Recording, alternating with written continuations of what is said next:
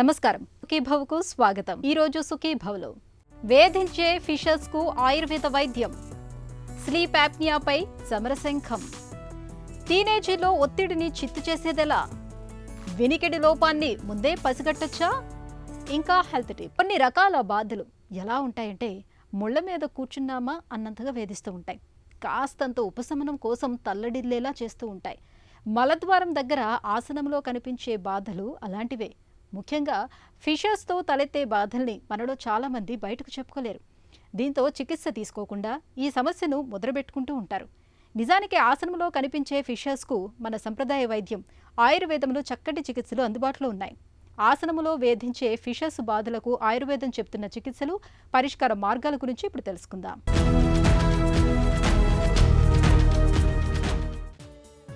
సమస్య వచ్చిన చోటు, అది పెట్టే బాధ, ఇవి రెండూ మనిషిని ముళ్లకంప మీద కూర్చున్నామా అన్నట్టుగా బాధిస్తుంటాయి. మలద్వారం చుట్టూ ఆసనంలో కనిపించే బాధలు అలాంటివే. పైల్స్, ఫిస్టులా, ఫిషర్స్ అలాంటివే. ఏళ్ల కొద్దీ మలబద్ధకంతో బాధపడుతున్నప్పుడు, ఆహారపు అలవాట్లు గాడి తప్పినప్పుడు, కారం, మసాలాలు, చికెన్ వంటి వాటిని అతిగా తీసుకుంటున్నప్పుడు, తగినన్ని నీళ్లు తాగనప్పుడు, ధూమపానం, మద్యపానం వంటి అలవాట్లు ఉన్నప్పుడు, తీవ్రమైన ఒత్తిడి, ఆందోళనకు లోనవుతున్న పరిస్థితుల్లో ఆసనంలో సమస్యలు పుట్టుకొస్తుంటాయి. మలబద్ధకం ముదిరిపోయి ముందుగా పైల్స్, ఆపై ఫిషర్స్ వంటి సమస్యలు పురుడు పోసుకుంటాయని చెబుతారు నిపుణులు. ఫిషర్ అనేటువంటిది గుదమార్గం లోపల అల్సరేషన్, ఒక అల్సరేటివ్ ట్రాక్. ఇది యాంటీరియర్గా కానీ పోస్టీరియర్గా కానీ, అంటే పైన కానీ కింద కానీ ఉంటుంది. టెక్నికల్గా, అనటామికల్గా దీన్ని పేషెంట్స్ మల విసర్జన సమయం లోపల, దీనిలో రక్తస్రావం ఉండదు, మాసెస్ ఉండవు, గడ్డలు ఉండవు, చీమ్ గారదు. ఒక్కసారి కనుక మోషన్స్ పోతే 5 minutes to 3 hours వరకు సివియర్ పెయిన్తో కూడి అకేషనల్గా బ్లడ్ స్ట్రీక్ లాంటి బ్లీడింగ్తో ఉండే ఒకానొక ప్రత్యేకమైన వ్యాధికే ఫిషర్ వ్యాధి అంటారు. దీని లోపల అక్యూట్, క్రానిక్ అనేటువంటిది 2 రకాలు. అంటే ఈ అల్సర్ వ్యాధి తయారయ్యి, అంటే మలబద్ధకం కానీ లేదా జంక్ ఫుడ్ కానీ ఆల్కహాల్ కానీ అత్యధికంగా మాంసాహార పదార్థాలు తీసుకొని ఈ ఫీకోలిస్ తయారయ్యి డెఫికేషన్ సమయం లోపల ఇంజ్యూర్ జరిగినప్పుడు మలద్వారంలో ఉండే క్రిప్ట్స్ రప్చర్ అయ్యి అల్సరేషన్గా మారుతుంది. ఇది లేడీస్లో చూసినట్టయితే యాంటీరియర్లో అనటామికల్గా ఎక్కువగా ఉన్నట్టు చూడడం జరిగింది. స్టాటిస్టికల్ డేటా ప్రకారం 90% యాంటీరియర్గా ఉంటుంది. మేల్స్లో అయితే 60% పోస్టీరియర్గా, 40% యాంటీరియర్గా ఉంటున్నట్టుగా మేము చూసాం. దీనిలో ఏంటి ఫిషర్? శాస్త్రీయంగా చూసినట్టయితే ఒక రకమైనటువంటి పుండు మలద్వారం లోపల పైన కానీ కింద కానీ, యాంటీరియర్ లోపల కానీ పోస్టీరియర్ లోపల కానీ ఉండదు. ఈ యాంటీరియర్ పోస్టీరియర్ లోపల ఉంటే ఇంత పెయిన్ ఉంటుందా అంటే, టెక్నికల్గా మేము కొన్ని మ్యానోమెట్రిక్ స్టడీస్ ద్వారా స్పింక్టరిక్ అస్సే చేయడం ద్వారా చూసింది ఏంటంటే, ఇంటర్నల్ స్పింక్టర్ యొక్క హైపర్ టోనిసిటీ ద్వారా రెస్టింగ్ ప్రెషర్, అంటే ఇంట్రారెక్టల్ ప్రెషర్ ఎక్కువయ్యి అక్కడ శరీరం లోపల గుదమార్గం లోపల యాంటీరియర్గా పోస్టీరియర్గా నెక్రోసిస్ జరుగుతున్నది. రక్త ప్రసారము తగినంత లేకపోవడం చేత పుండు లాంటిది కలిగి అక్యూట్ అండ్ క్రానిక్ అని ఫిషర్స్ వ్యాధులు కలుగుతున్నాయి. అంటే అక్యూట్ అనేది 6 వారాల లోపల ఉండేదాన్ని అక్యూట్ అని, 6 వారాలు దాటి నా ఫిషర్ వ్యాధికే క్రానిక్ ఫిషర్ అంటారు. ఈ 6 వారాలు దాటిన తర్వాత గుదమార్గంలో ఉండే యానల్ ప్యాపిలే ఉబ్బిపోయి సెంటినల్ ట్యాగ్స్గా మారుతుంది. ఆసనంలో ఫిషర్స్ బాధలు మనిషికి ప్రత్యక్ష నరకాన్ని చూపిస్తాయి. మల విసర్జన అతి కష్టమైన వ్యవహారంగా మారిపోతుంది. ఆసనంలో తీవ్రమైన నొప్పి, దురద, మంట, రక్తస్రావం మొదలైన సమస్యలు వేధిస్తుంటాయి. ఇలాంటి పరిస్థితుల్లో ఆసనంలో బాధల నుంచి ఉపశమనం కోసం ఆహార విహారాలు, జీవనశైలిలో ప్రత్యేకమైన జాగ్రత్తలు తీసుకోవాలి. ముందుగా మలబద్ధకం లేకుండా చూసుకోవాలి. ఇందుకోసం పండ్లు, పండ్ల రసాల వంటి ద్రవాహారాల్ని ఎక్కువగా తీసుకోవాలి. రోజువారీ ఆహారంలో పీచు పదార్థాలు, ఆకుకూరలు తప్పకుండా ఉండాలి. పెరుగు, మజ్జిగల్ని తప్పనిసరిగా తీసుకోవాలి. ఆహారంలో కారం మసాలాల్ని బాగా తగ్గించాలి. చికెన్, మటన్ వంటి వాటిని చాలా పరిమితంగా తీసుకోవటమే మేలు. కుర్చీకి అతుక్కుపోయి పనిచేయడం మంచిది కాదు. తీవ్రమైన ఒత్తిడికి, ఆందోళనకు లోను కాకుండా చూసుకోవాలి. ఆసనంలో ఫిషర్ సమస్య తాలూకు బాధలు మరీ తీవ్రంగా ఉన్నప్పుడు ఆయుర్వేదం శస్త్రచికిత్సను ఒక చక్కటి పరిష్కారంగా చెబుతుంది. అయితే ఈ మధ్యకాలంలో శస్త్రచికిత్స చేసినప్పటికీ కొంతమందిలో ఫిషర్ తగ్గడం లేదు. ఇందుకు కారణాలను పరిశీలించినప్పుడు సబ్ మ్యూకోజల్ యాబ్సెస్ ఏర్పడుతున్నట్టు ఎంఆర్ఐ పరీక్షలో తేలింది. ఈ నేపథ్యంలో ఫిషర్కి చికిత్స చేస్తున్నప్పుడు ఈ సబ్ మ్యూకోజల్ యాబ్సెస్ను దృష్టిలో పెట్టుకోవాలని చెబుతున్నారు డాక్టర్లు. పేషెంట్ ఇమ్మీడియట్గా సివియర్ పెయిన్, సార్ నేను మోషన్ పోలేను, 2-3 రోజులు అయింది, మోషన్ పోతే నేను 5-6 గంటల వేదన, రక్తం ఏం పడదు కానీ బ్లడ్ స్ట్రీక్ లాగా వస్తుంది, నాకు మలబద్ధకం విపరీతంగా ఉంది అనేటువంటి తప్ప వేరే ప్రాబ్లం ఏముండదు. ఒక్కొక్కసారి లోడెడ్ కోలన్ టోటల్లీ 5-6 రోజుల నుండి పోకుండా ఉండి మలము గట్టిపడి పెంటికల్ లాగా తయారయ్యి ఉంటుంది. దాన్ని మనము మల్టిపుల్ ఎనిమాస్ ఇవ్వడం చేత, ఒక్కోసారి అది కూడా పనిచేయనట్టయితే డబుల్ ట్రిబుల్గా వేసుకొని హైండ్ ద్వారా తీసివేసిన సందర్భాలు కూడా అనేకమైనటువంటి ఉన్నాయి. సో దీనిలో మనం సాధారణమైనటువంటి పద్ధతులు ఏంటంటే స్పింక్టర్ హైపర్టోనిసిటీ ఇవి జరగడం చేత మనకు మాన్యువల్ యానల్ డైలటేషన్ అనేటువంటి ఒక చిన్న నాన్ ఇన్వేజివ్ మెథడ్ ద్వారా చేయడం, యానల్ డైలేటార్స్ అని గుద విదారణ పరికరాలను వాడి యానల్ కెనాల్ను గ్రాడ్యువల్గా డైలటేషన్ చేయడం ద్వారా, ఇది ఒక రకమైనటువంటి పద్ధతి. ఇవి ఫెయిల్ అయినప్పుడు ఏం చేస్తామంటే మెడికేటెడ్ వస్తీస్, మాత్రా వస్తీస్ అని దశమూల క్వాదచూర్ణాన్ని క్షీరబలా తైలంతో వండించి తయారు చేసినటువంటి తైలాన్ని 60 ml 14 days డైలీ మలద్వారంలోకి ఎక్కించడం ద్వారా, మాత్రావస్థి లాగా ఎక్కించడం ద్వారా స్పింక్టర్ యొక్క టోన్ పెరగడం, ఏదైతే అల్సరేషన్ ఫామ్ అయిందో అల్సరేషన్ హీల్ అవ్వడం, అల్సరేషన్ లోపల నెక్రోటిక్ పార్ట్కు సర్క్యులేషన్ పెరిగి తొందరగా ఆ వూండ్ హీల్ కావడం చేత మనకు మలబద్ధకము నివారింపబడడం, టోనిసిటీ తగ్గడం, నెక్రోసిస్ తగ్గి ఈ మాత్రావస్థి అనేటువంటిది చాలా అత్యంత ఉపయోగకరంగా ఉన్నట్టుగా రుజువు చేయబడింది. ఆసనంలో బాధలు తగ్గేందుకు, ఫిషర్స్ వంటి సమస్యలు తగ్గుముఖం పట్టడానికి వీలుగా ఆయుర్వేదం తనవైన కొన్ని ప్రత్యేక పరిష్కారాలను చెబుతుంది. ఉసిరికాయ, తానికాయ కలిపిన త్రిఫలా చూర్ణాన్ని ప్రతిరోజు తీసుకుంటూ ఉంటే విరేచనం సాఫీగా జరుగుతుంది. ఆసనంలో బాధలు ఉపశమిస్తాయి. అల్లం, తేనె, నిమ్మరసం, పుదీనాను నీళ్లలో కలిపి తీసుకోవటం వల్ల ఫిషర్స్ బాధల నుంచి మంచి ఉపశమనం దొరుకుతుంది. 1/2 టీ స్పూన్ జీలకర్ర పొడిని 1 గ్లాస్ వాటర్లో వేసి నిత్యం తీసుకుంటూ ఉంటే ఈ పైల్స్ బాధల తీవ్రత చాలా వరకు తగ్గుతుంది. నువ్వుల నూనెను తరచూ మొలలకు పట్టిస్తుంటే నొప్పి, మంట నుంచి మంచి ఉపశమనంగా ఉంటుంది. ఆర్షకుఠా రస్, త్రిఫలా గుగ్గుళ్ళు, అభయారిష్ట, దశమూలారిష్ట వంటి ఔషధాలను కొంతకాలం పాటు డాక్టర్ పర్యవేక్షణలో వాడుకుంటే మంచి ఫలితం ఉంటుంది. ఆసనంలో బాధలు ఎంతకీ తగ్గనప్పుడు శస్త్రకర్మ విధానం, ఆర్సో ఛేదన, క్షారకర్మ సూత్ర విధానాలకు వెళ్లటం మేలు. హెల్త్ న్యూస్ మీకోసం.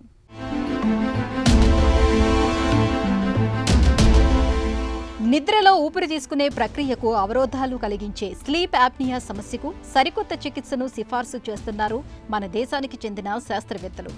శంఖం ఊదడం ద్వారా స్లీప్ యాప్నియా బాధితులు చక్కగా ఉపశమనాన్ని పొందవచ్చని పరిశోధకులు తేల్చి చెబుతున్నారు. ఇలాంటి వారికి శ్వాస వ్యాయామాల కన్నా శంఖాన్ని ఊదడమే ఎక్కువ ప్రయోజనం కలిగిస్తుందని వారు పేర్కొంటున్నారు. రాజస్థాన్లోని జైపూర్కి చెందిన eternal heart care centre and research ఇన్స్టిట్యూట్కి చెందిన నిపుణులు ఈ పరిశోధన నిర్వహించారు. అబ్స్ట్రక్టివ్ స్లీప్ యాప్నియా అనే ఈ రుగ్మత కారణంగా నిద్రించేటప్పుడు గొంతులోని కండరాలు కుచించుకుపోతాయి. ఫలితంగా శ్వాసకు ఇబ్బంది కలుగుతుంది. రక్తంలో ఆక్సిజన్ స్థాయిలపై కూడా ప్రభావం పడుతుంది. దీనివల్ల నిద్ర నాణ్యత తగ్గుతుంది. ఫలితంగా రోజంతా అలసట, నిద్రమత్తుగా ఉంటుంది. తాజా పరిశోధనలో భాగంగా జైపూర్ పరిశోధకులు స్లీప్ యాప్నియా రుగ్మత ఓ మోస్తారు స్థాయిలో ఉన్న 30 మందిని ఎంపిక చేశారు. ఈ వాలంటీర్లలో సగం మందికి 15 నిమిషాల పాటు శంఖం ఊదేలా శిక్షణ ఇచ్చారు. 6 నెలల విరామం తర్వాత వాలంటీర్లను పరిశీలించినప్పుడు శంఖం ఊదిన వారికి నిద్ర బాగా పడుతున్నట్లు తేలింది. వీరిలో పగటిపూట నిద్రమత్తు 34% వరకు తగ్గినట్లు తేలింది. అలాగే నిద్ర సమయంలో వారి రక్తంలో ఆక్సిజన్ స్థాయిలు కూడా మెరుగుపడినట్లు పరిశోధకులు గుర్తించారు.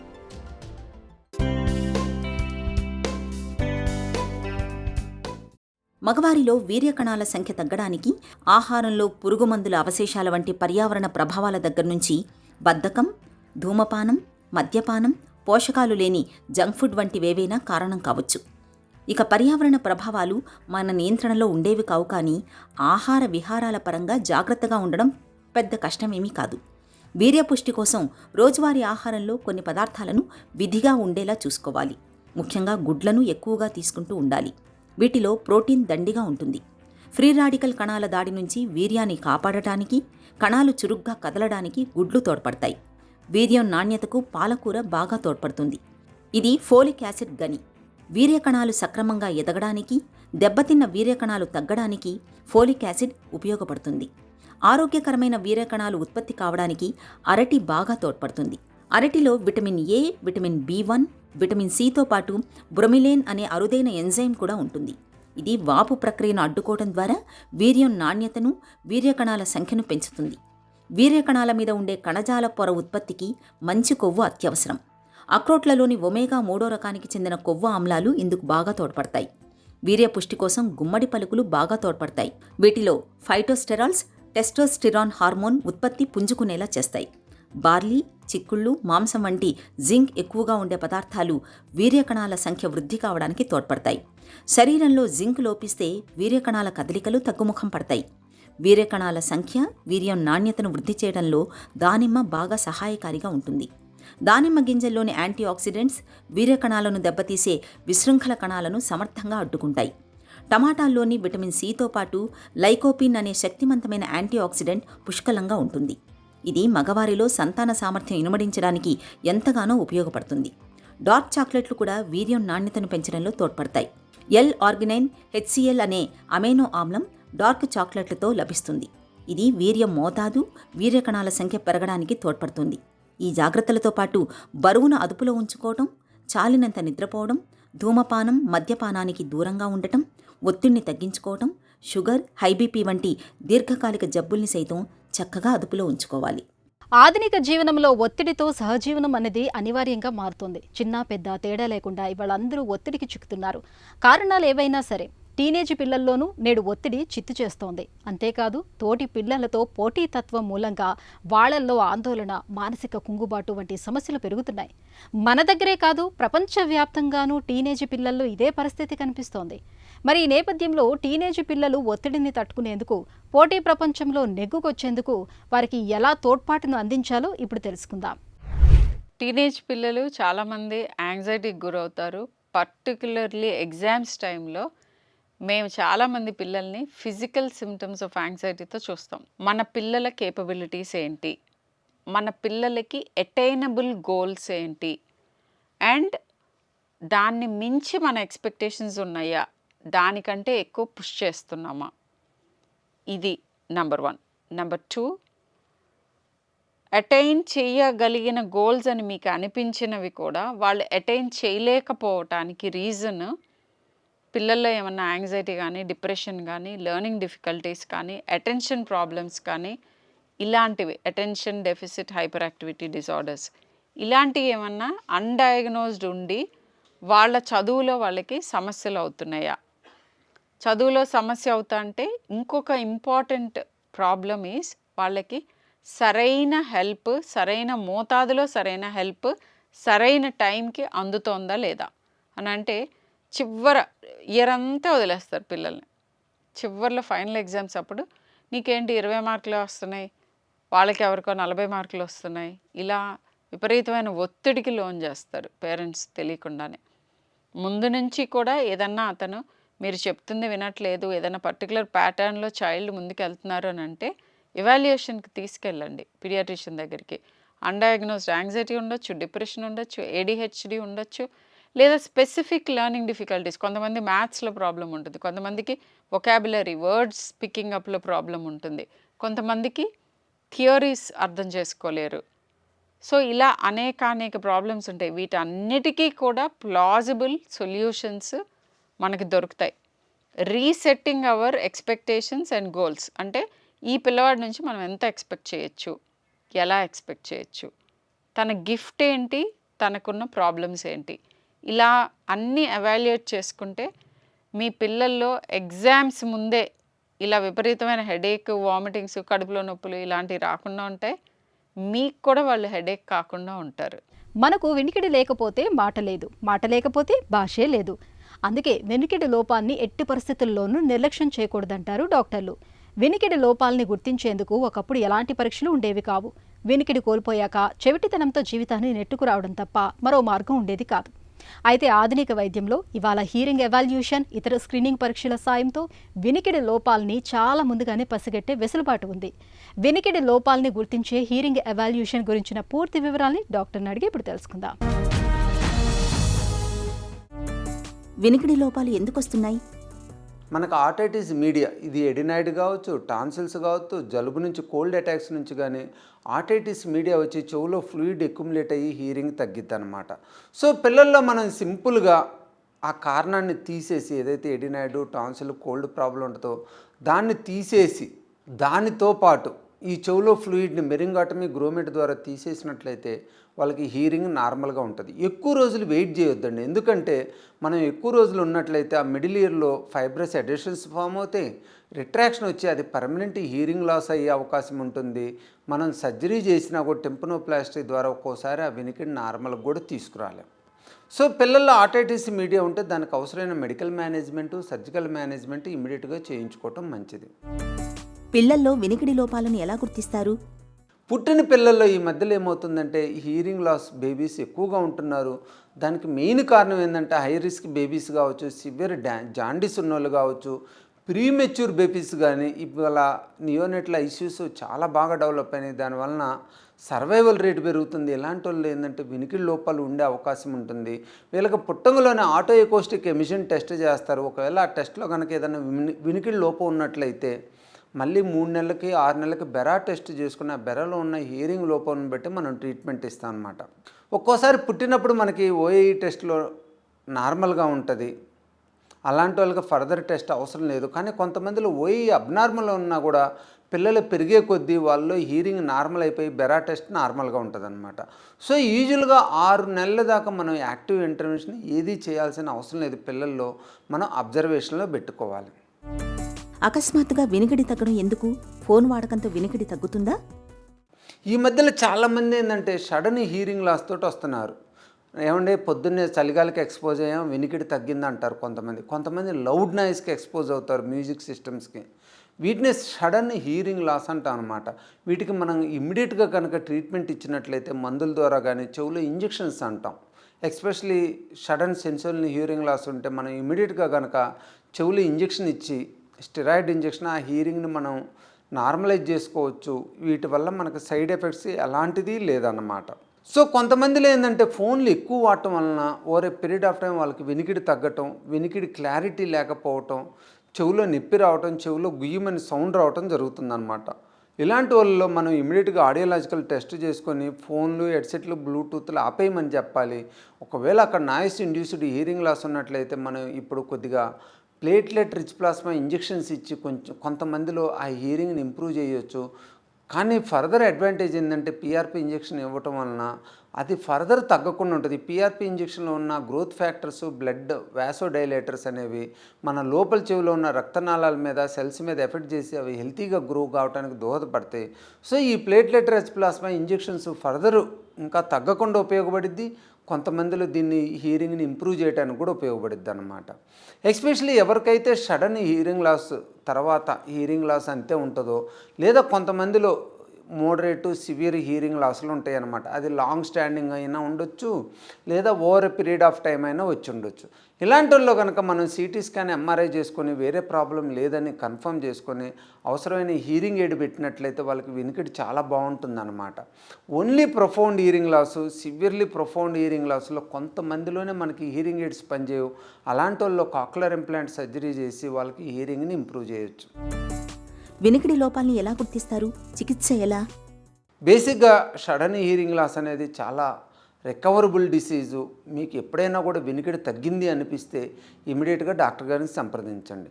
సాధారణంగా మనం చేసే హీరింగ్ టెస్ట్లు ఏంటంటే pure tone audiogram, impedance, speech audiometry, oto acoustic emission test and BERA test అనమాట. యూజువల్గా oto acoustic emission test, BERA test పిల్లల్లో చేస్తాము.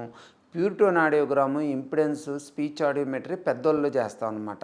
ఈ టెస్ట్లో మనకి వినికిడి లోపం ఎంత ఉంది, ఎక్కడి నుంచి వచ్చిందంటే కండక్టివ్ లాసా, సెన్సరీ హియరింగ్ లాసా, కంబైన్డ్ మిక్స్డ్ హియరింగ్ లాస్ అంటాం, వీటి నుంచి వచ్చిందని తెలుస్తుంది.